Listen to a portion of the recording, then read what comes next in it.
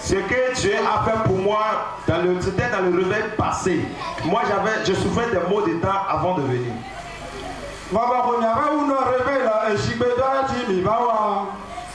Mais avant qu'on ne termine ce réveil, à la fin, la prière qu'on a fait sur l'eau,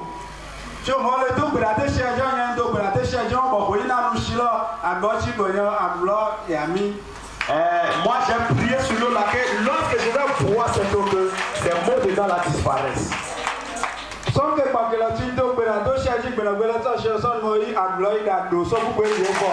puis que j'ai fini, après cette prière que j'ai pris cette eau, ces maux ont disparu complètement. Acclame très fort pour Jésus. Et dit les maux des dents là ont disparu. J'ai une fausse fruit de sang. C'est pour cela qu'il ne fait pas de comprendre. Acclame encore pour Jésus. Alléluia. Amen. Alléluia. Amen. Et toi tu as support. Tu m'as allé à béquiller toi-même. Ça m'a beaucoup réjoui. Ce que Dieu a fait dans ma vie. Le réveil passé, quand on est venu ici, je ne suis jamais venu ici. C'était pour ma première fois que je suis venu.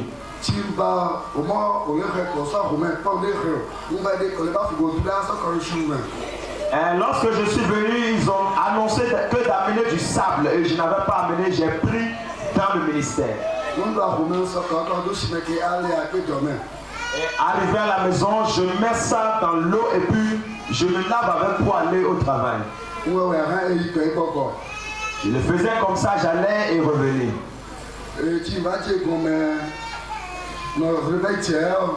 Et lorsqu'on a commencé ce réveil maintenant,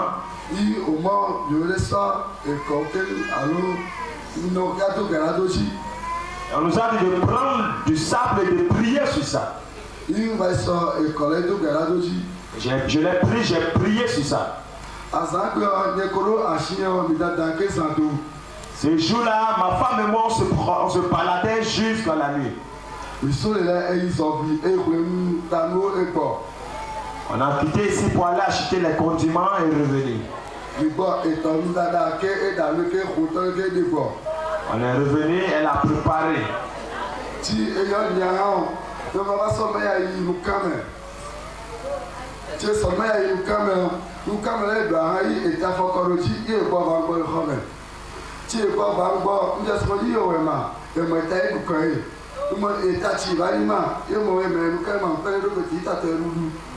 Donc après cela, elle a dit qu'elle ira au WC. Et c'est là elle est partie, elle est revenue avec les maux de tête. Et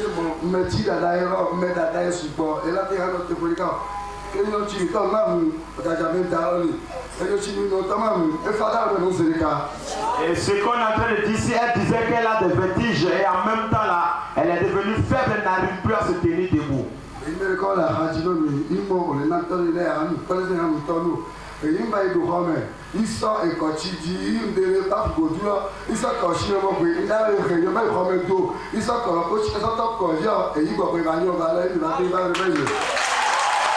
Donc c'est là que je suis rentré dans la chambre. Les gens l'ont dit de lui donner des choses, tout ça là, elle ne pouvait pas prendre ça. Et je suis rentré dans la chambre, j'ai pris le sable sur lequel on avait prié, et j'ai mis dans l'eau, j'ai commencé par verser sur lui. C'est là qu'elle s'est retrouvée. Et est ton enfant. Et c'est... Et sorti, papa, tu dois avoir quelqu'un qui est allé dans le dos. Dans le dimanche, on est venu hier. La dame est là également. Lève ta main. Acclame très bon pour Jésus. C'est pour cela qu'elle prie fortement. Amen. Amen. Avant de pas les gobelins, Vous ne voyez pas prier. Jésus a wattu nous. Jésus priera pour toi également. Et t'as vu quelqu'un va tirer dans ma nommé et à mon nom pour moi. Tu auras les mots de tes jusqu'à te perdre connaissance et autre chose. Non, ton déjimo a des bonnes appétents, il aura fond autant. Si par n'importe où pour finir avec ta vie, Dieu va toujours te sauver. Qu'est-ce qu'il a sauvé? Le sabre. Tu as utilisé pour toi. On dit on a pris derrière baf. Comment les baffes la sonnent là? Les sabres qui l'entourent sont des acclame pour Jésus.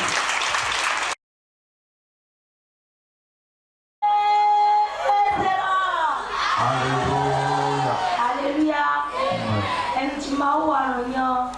Nke gbake pia chiwa bayo nchi eje koro ekoko shebi chewa nyo yenda suja to begbe go ni asure la to ko enu chewa nyo enye ya ko koro shiko eje nyanto ti ya ko eyi no le ka ba mi o gba de ni mo ye ojigbe yi ye gbogbo ito da jere ka gbore oji o ko ale du no gbe eyi che to gbo saba eyi afoto ebebe.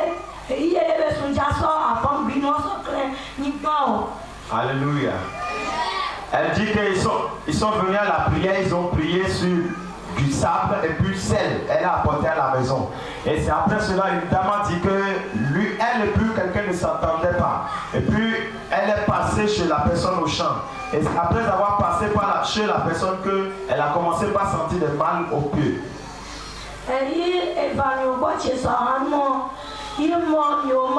Jean-Baptiste Mawa, et soit et Djekolo, et si soit John Monet, et ses anciens dans le lot, et il soit chiré de Djekolo et Kokolo, et Shiro Sobakari, Namawa Bedoradoji, Ninohomewa Bedoradoji, Nomoso for Chuchu, et Kakawani Somacho, ye by moi formé.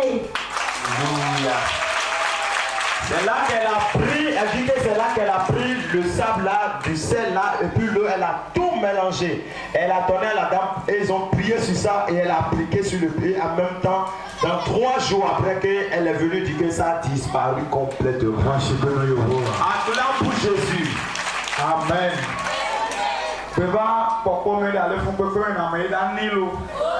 Ne vois personne dans la souffrance et refuser de lui donner. Quelqu'un a un problème, utilise le sage. Jésus-Christ passera par toi pour le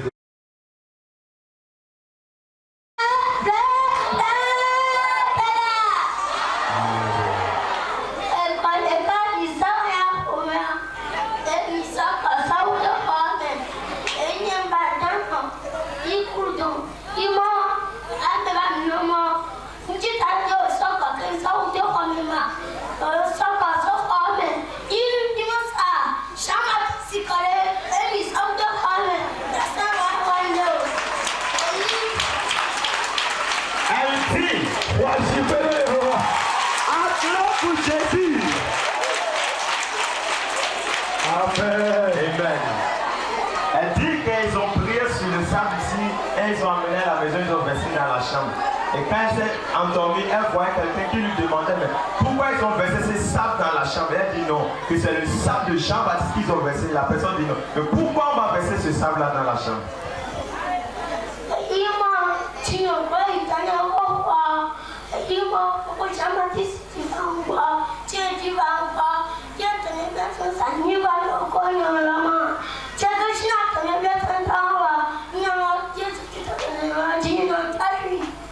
Il y en a un tué. Il trafique l'élément.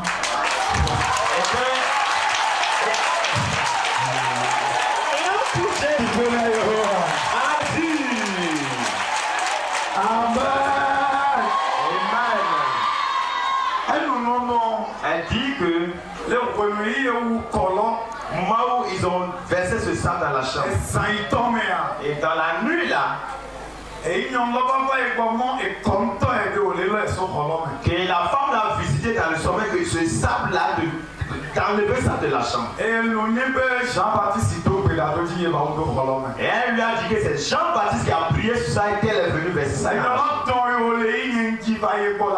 C'est ça, ils étaient en train de tirer que je suis apparu là. Et j'ai demandé, mais qu'est-ce qui s'est passé? La femme est tombée, elle s'est transformée en femme.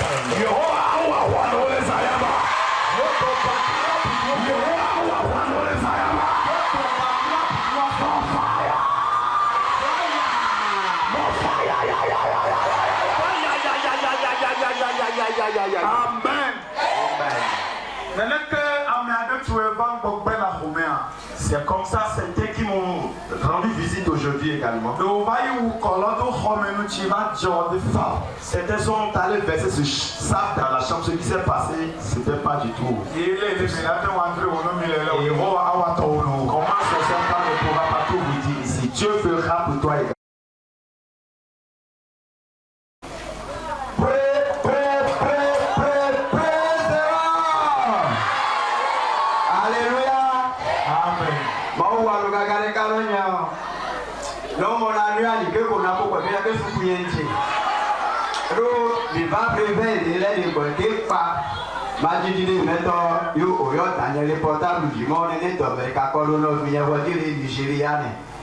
Nous sommes venus à la prière ici. Et puis arrivé à la maison, ils ont appelé mon père que c'est comme ça que l'un de nos frères maintenant a eu un mot de ventre chronique et que c'est grave.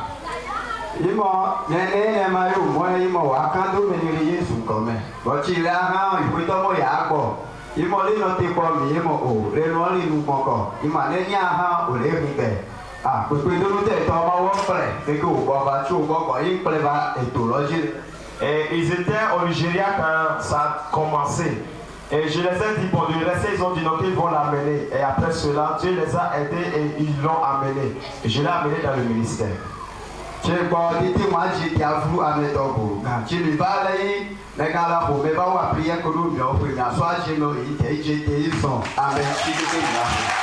Lorsqu'ils étaient revenus, ils n'arrivaient pas à se tenir debout.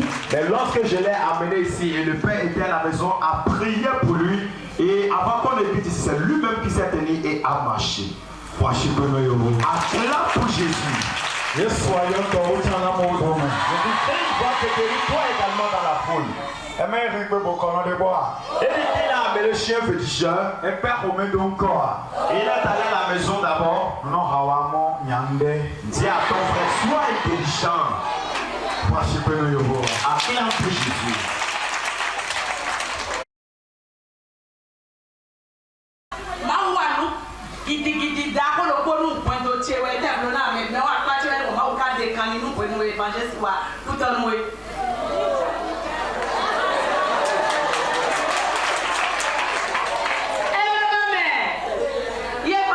Jean-Baptiste va me voir le couteau.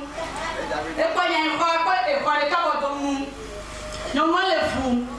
Vous les dites, Améni, pas vous les dites, Amache, et la thème du Didiga, et Roni. Amen. Et les unions de Gaï au Torbaï, à ta vie, qu'on le tente au Torbaï, au de Poitou, il est de l'eau. Et les ouvert ces semaines. Et c'est non, évangéliste, il y a le portable qui est dit, parce que le dos a zappé. Nos prières là-bas, à passer à Soyi Pagan, à Soyi Fortuno. À chaque fin du mois, et où l'on chrono Fortuno. Et il est vraiment marichot. Nous disons ça, évangéliste, il peut t'en prier. Manonoto, non papa boré, non machia, il me sans problème. Nous sommes portables au Jononi. Il va dire pour nous, comme maman Roméo. Évangéliste, il peut t'en chasser, mais il peut mettre le portable de l'Ego, Couton. Couton, tu es quoi comme yo, il a ouais. Donc, elle est l'homme, il est mouillé marichot. On met qu'un qui est. Et on m'a dit à toi, on est un autre toto, il tombe.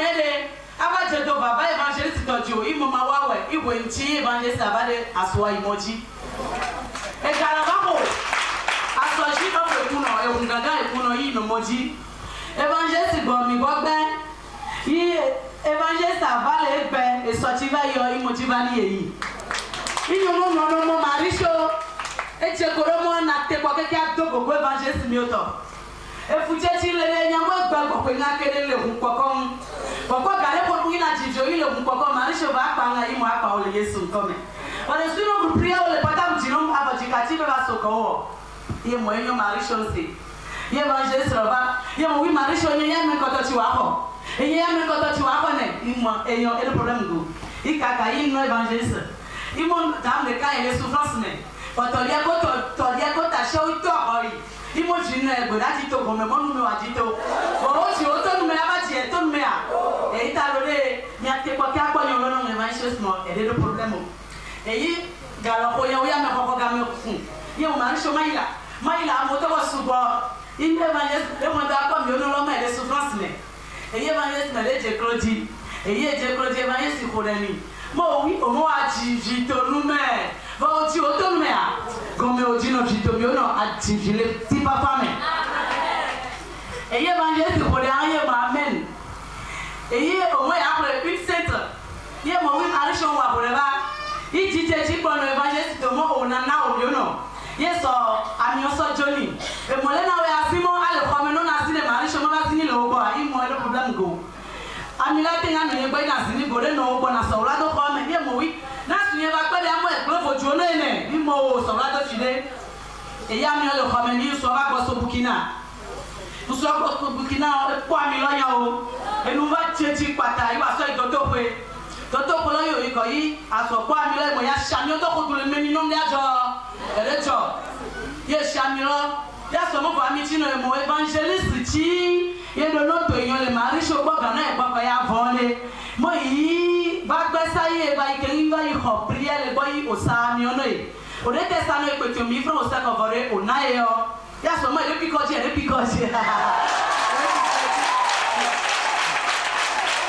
Mo fire. Amen. E mo e bi ko goji. Yo bi ko po to je so da do sinu ko wi do to pe. O ilo to ko yo mo wa 5 minutes go ji. Et moi, je ne pas forger l'évangéliste. Et je ne suis pas les bébés. Moi, je ne suis pas l'évangéliste. Et va maintenant. Et je ne vis. Et je dis.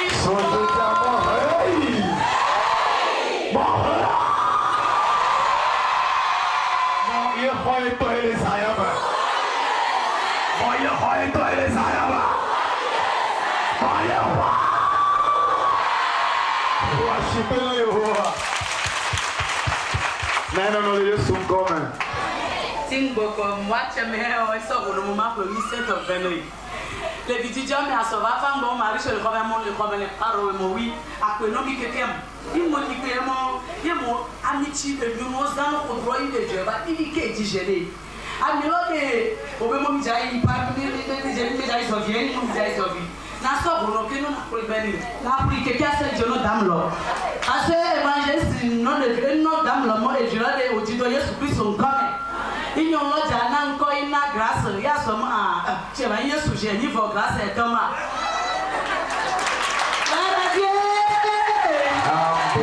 Yesu ji wa no nene yum de la wono bioba ala ita wi mu yum shi chile le ya tenga jiji dore wa dakpe koro ma uno mo nti ma uwa ne ko ti la no mo nyengbe so no mo so nganga no ti ma uwa no mi la ha no de mi vore wa nya ho no me ti le nko no ba e na yi so e ka ti ma uwa no yen toke ba kede evangelist ko de no mi imo me gbeyan so mi nu me mi do dore iwa ko imela yamu mi owani ga ishi ono mi le ya ba mo kokoko mi e jodo yeti ibe jodo ndie e so e ndo ya ko govonye lo oblige na ikuto no so ase meti o le te po mo va yo to no va ni meti o gbenwo meti o mo o to ko mi o to gbenwo ko kenke no mo a o mari so mi wa so mi wa so mi to mi wa gbon fo bi to yin bi me le o gbe to mo aso fe gboda pe mi kekele mi wa e so mi ati njoko le asumi ya le passe mala do le Amen. C'est bon. Worshipez Jésus. Acclame pour Jésus. Amen. Amen. Amen. Amen. Owe ba yi dan ye gbole khome minimo ya jinye do priye ni dagbe bo ba chuche. Alléluia. Amen. On est heureux de la dauphine un peu de la route de l'écoute. Donc, on fait pas avec moi. Alléluia. Amen. Maintenant, c'est non, mais t'es père. Donc, tu veux voir dans les scènes à chou. On vous le dit, on vous le montre chaque fois. Les docteurs qui travaillent au CHD. On est dans le gros les scènes à chou de quoi il y a droit de venir mais à payer au photo mais oh va pas. C'est devenu difficile au CHD. Sérieux on appelle. Donc tu me pourquoi on a gagné d'auto comme yo. Et comme vous le voyez, c'est pas des simples docteurs. Oui, pendant yo faut que le président a reçu mais oui a notre donne. C'est eux qui travaillent pour les gens de la présidence, pour des riches. Tiens, nous revenons dans le tableau au pénal va tomber dodo que non président Niao. Comme c'est affaire de concurrence, les amis, les seconds commençaient par les envoûter pour qu'on les renvoie. Donc et on a prié et puis ils ont encore recommencé par travailler.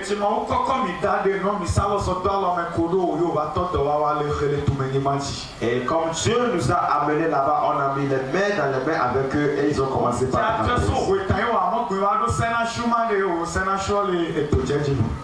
Quand tu vas commencer à Wita là, ils vont dire quand tu vas arriver au CHD là, c'est déjà ici.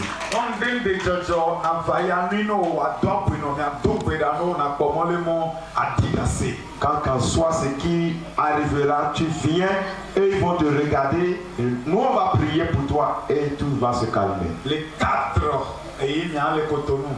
Dans le 4 que nous serons à Cotonou. Oui, les 4 c'est les 5 qui ont. Dans le du 4 au 5, nous sommes à Cotonou, c'est eux qui nous reçoivent. Dieu le fera dans ta vie. Dieu fera, toi également, tu vas accoucher ce que tu vas. Acclame pour Jésus.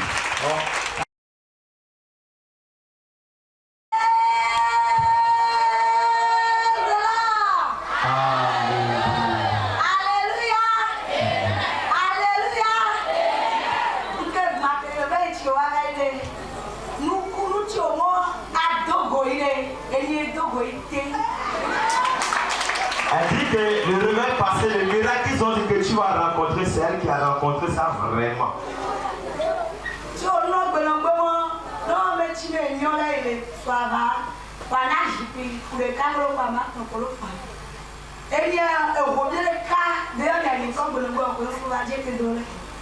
Donc lorsqu'on disait que ceux qui sont capables de donner 5500 à ce réveil, donc je n'avais pas 5 francs. Et je me suis levé ce jour-là pour venir me présenter.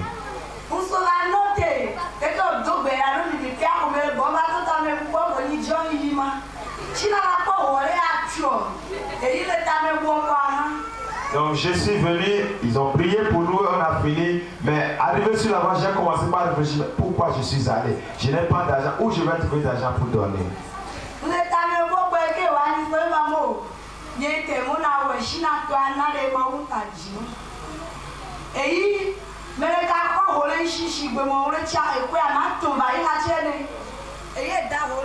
Donc, je me suis dit, bon, après, c'est moi-même qui suis parti. Comme j'ai pris la décision déjà, Dieu lui-même fera le reste. Donc, il y a quelqu'un qui avait pris d'argent chez moi il y a de cela 5 ans passés.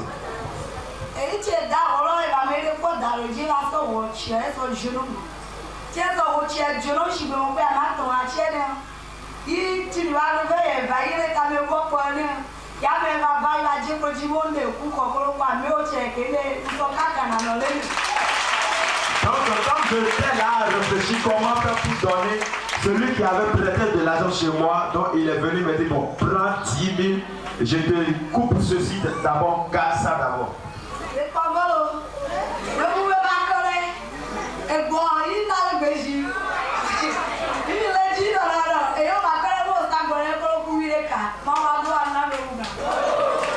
Donc c'est pas encore fini, c'est un cabri que j'ai donné et ils ont dit que ça a bien grandi, ils ont vendu à 11 000.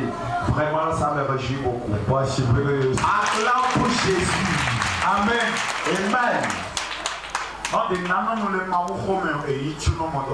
Si tu ne donnes pas dans la maison de Dieu, c'est ça qui te bloque. Seigneur chinois, tu as entendu ce que j'ai dit? Non, Si tu ne donnes pas dans la maison de Dieu, ça te bloque.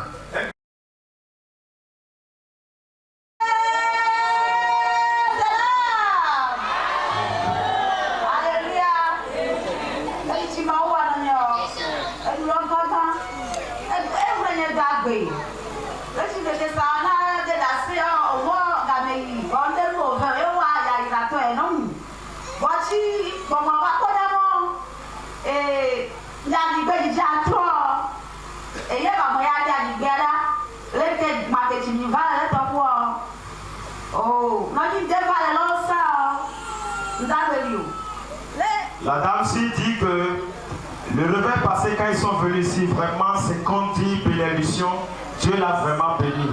Mais si elle n'était pas venue dans ce réveil, elle ne sera plus encore en vie.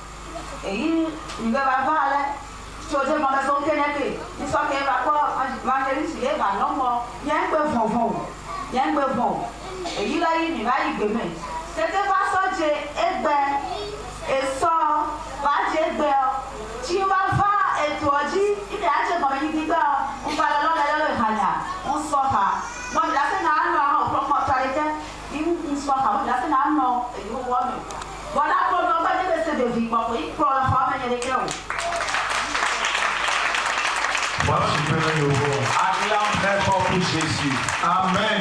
Amen. Ce qu'elle dit, c'est pas de petites, elle ne parle pas de petites choses. Ça s'est passé, elle n'arrivait plus à marcher. Vous allez vous rappeler que lorsqu'on était dans le réveil, je disais que quelqu'un allait mourir au milieu de nous. Qui a entendu cela?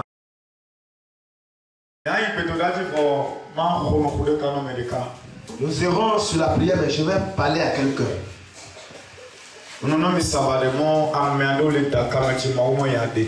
Je vous avais dit tantôt qu'il y a certains dans le secret que Dieu dit qu'il va faire sortir. Il y a quelqu'un au milieu de nous. Et toi-même, tu sais que la mort est devant toi bientôt.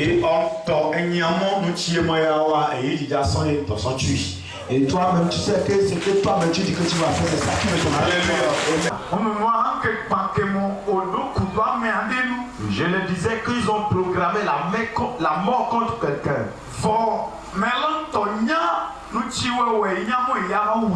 Mais la personne, même sans ce qui se passe, sait que c'est ça qui va la tuer. Et ce n'est pas la sorcellerie ou bien des sirènes, non. Ils sont finis, la personne vient me voir. Et quand on a fini, en même temps, elle est venue me voir. Et comme elle a dit vraiment ce qui se passe, elle n'a pas tort. Mais on dit qu'on va la tuer sur ça.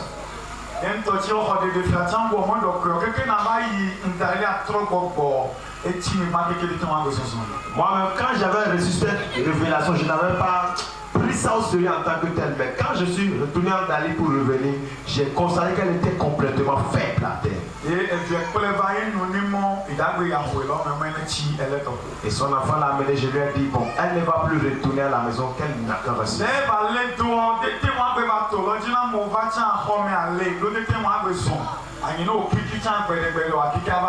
Comment les cas étaient, elle n'arrive plus à venir. Même si les gens sont là, elle reste dans la chambre là parce qu'elle ne peut plus marcher. Et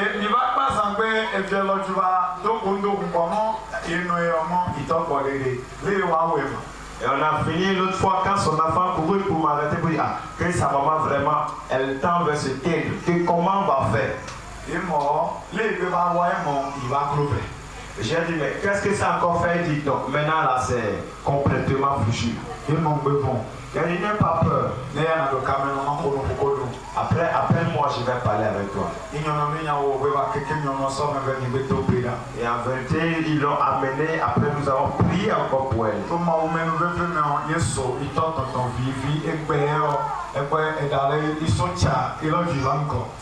Donc, par la grâce de Dieu, elle a commencé par marcher un peu le jour là, mais jusqu'aujourd'hui, tu vois comment elle court. Tu ne resteras jamais à terre. À cause de n'importe quoi qu'on cherchera de tuer, Jésus-Christ te laissera la vie sauvée. Vous voyez que c'est l'obéissance, c'est grâce à ça qu'elle marche maintenant. Donc, reste là, ne bouge plus, ne rentre plus. Et elle a été obéissante, elle est restée. Si elle tentait, elle osait pour rentrer, elle allait venir. Parce que tout ce que je dis maintenant, vous étiez tous présents avant que je disais cela. Son obéissance a fait qu'elle est encore parmi les vivants. Je vais passer par ton obéissance et changer ta voix. Acclame Jésus-Christ pour ce miracle.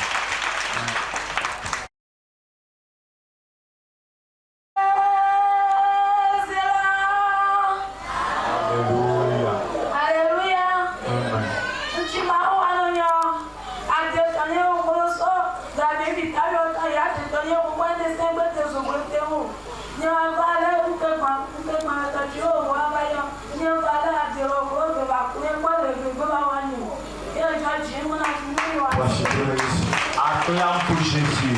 Amen. Amen. Ce qu'elle a en train de dire, écoute encore ce qu'elle dit.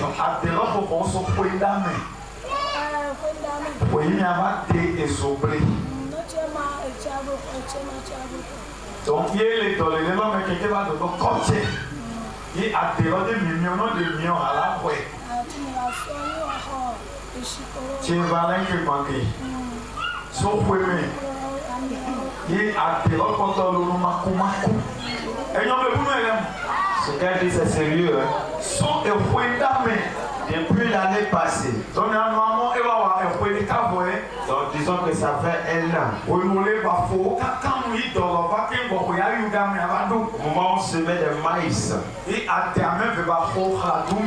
a eu des boutons.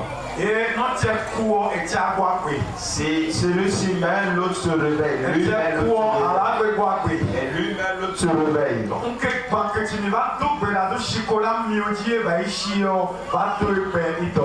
Dans le réveil, parce que quand on a prié sur lui, elle est allée passer ça, et la maladie a disparu. Ne vois pas ces choses, dis que c'est des petites choses. On l'appelle l'esprit de sacré. La sorcellerie qu'on appelle sacrée. C'est ça la plaie incurable.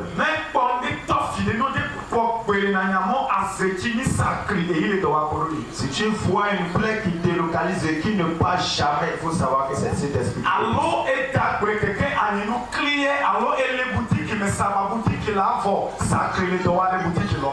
Ou bien tu sacres, tu ne trouves rien de bon. Tu es dans la boutique, ça finit. C'est cet esprit qui te poursuit.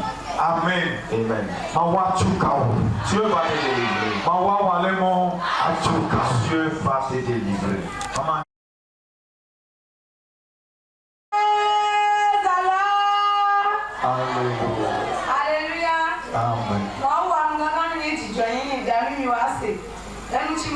ni o odo to che ni ende va ko bo bebe ti ni wale big mama bo bo kulo ni baba ti ni baba lẹ́yìn le to bo ko ba ko e dunu ni cha ko dunu ni ba bo ni ape ape o e ya ko wa to mo no wa ba wa he ko be lo wa he ji ni o bi ni ha o iba lo ko le le so ni ape o ti ni zin o ni o po do ro le amede ọmọ kò mẹ bẹbẹ ó yẹ ń sin náà wẹ ọwọ tí àwọn ò pọ dọrọ èyí ti jọ yẹn máa ń níbi wá sí.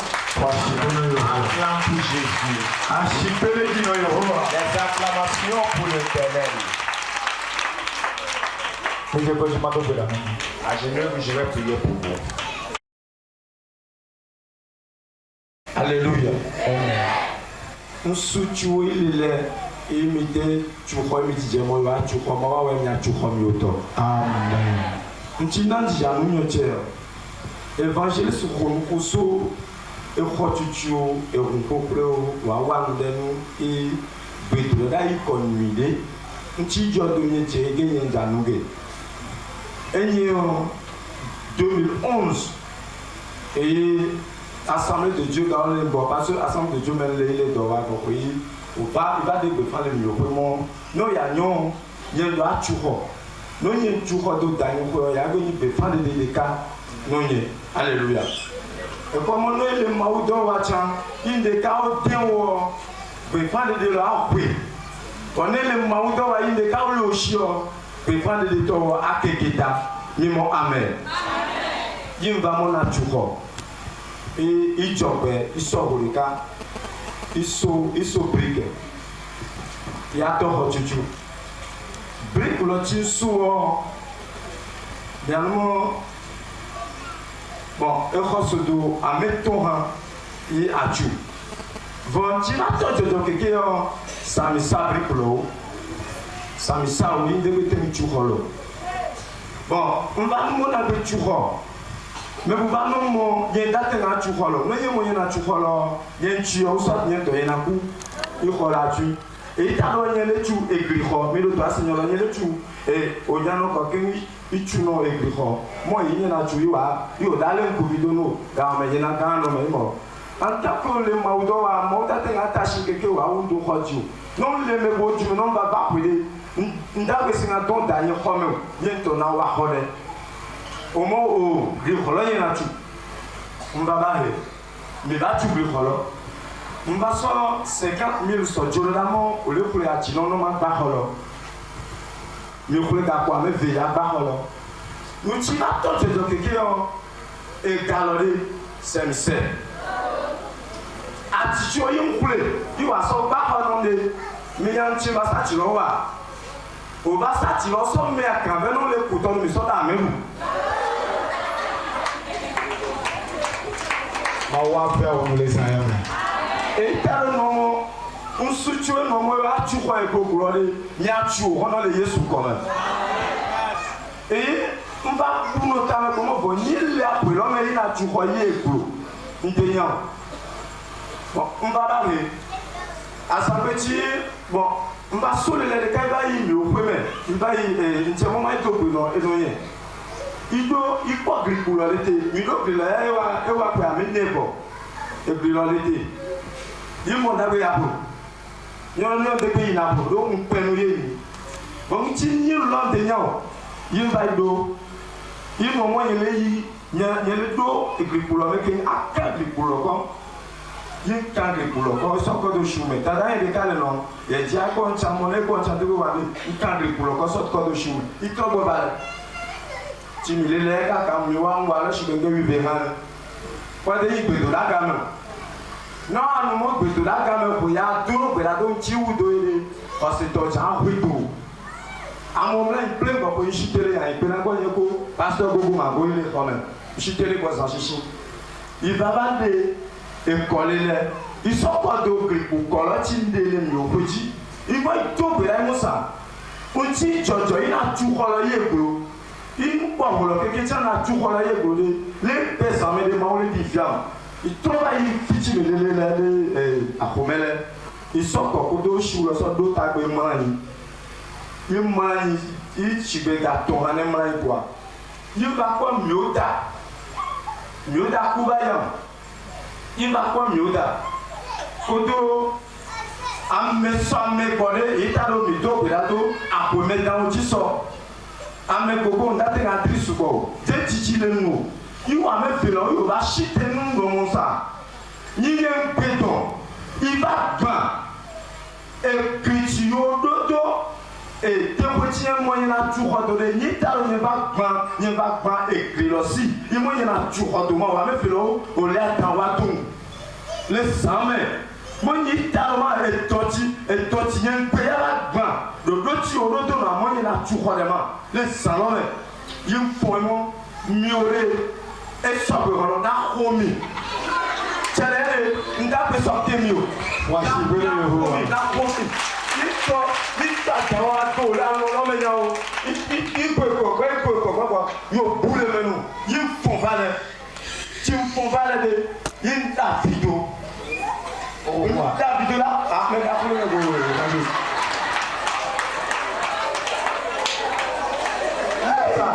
oui ati on ko ya so ba ko le mo akari o so be sa no le kuto so da medu e to o ta vai e to a o ta vai et quand là quand on les rend pour dans un village logué il y a ce qu'on est d'où non bon il y a quoi les mawa wa tete do nda be no mawa voici bien yo voa alléluia yewa ha eti comme à comprendre sa vie. amen Amen. et puis avant de faire Il a vu bien il a pas. ti pacha o la o doro me de doro me ko de ka avant no pelele les endormir anu nyo de ka comment ta konti jojo. Ce qui te trouble, ce qui se passe, tu ne comprends pas. Ce qui te chape là, prends un peu du sable là et viens tester. Et bon, comme j'ai dit, de mettre le feu là sur ton père, tu disais, tu as entendu maintenant, non? Alléluia. Amen. Allez fouper. Et tu ne sauras pas pourquoi tu souffres. Tu vois un évangéliste en train de dire devant toi maintenant qui s'est mis à pleurer. Quelqu'un va prendre les bois qu'il veut construire avec pour préparer, pour faire du charbon avec de l'auto d'anneau. Vraiment, ça va pas t'arriver. Comme j'ai entendu cela, je vais prophétiser par là. Je te donne 2 ans. Tu seras différent parmi tous les hommes de Dieu. Tu seras différent parmi tous les hommes de Dieu. Il sera différent parmi tous les hommes de Dieu. Ce qui se passe juste, l'homme de Dieu dit devant toi qu'il a pleuré. C'est là qu'il va se tenir que le miracle produit dans sa vie. Il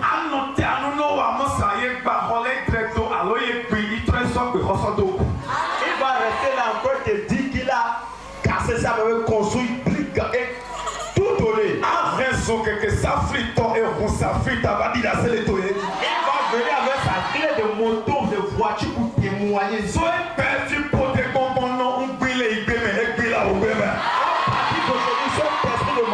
Je l'ai détruit dans sa vie, je l'ai détruit dans sa vie. Je l'ai détruit dans sa vie, je l'ai détruit dans ta vie. Ce qui est la place de ta vie t'empêche d'évoluer, je l'ai détruit dans ta vie. Que ça te réussit au nom de Jésus-Christ. Acclame très fort pour Jésus-Christ. Alléluia. Amen.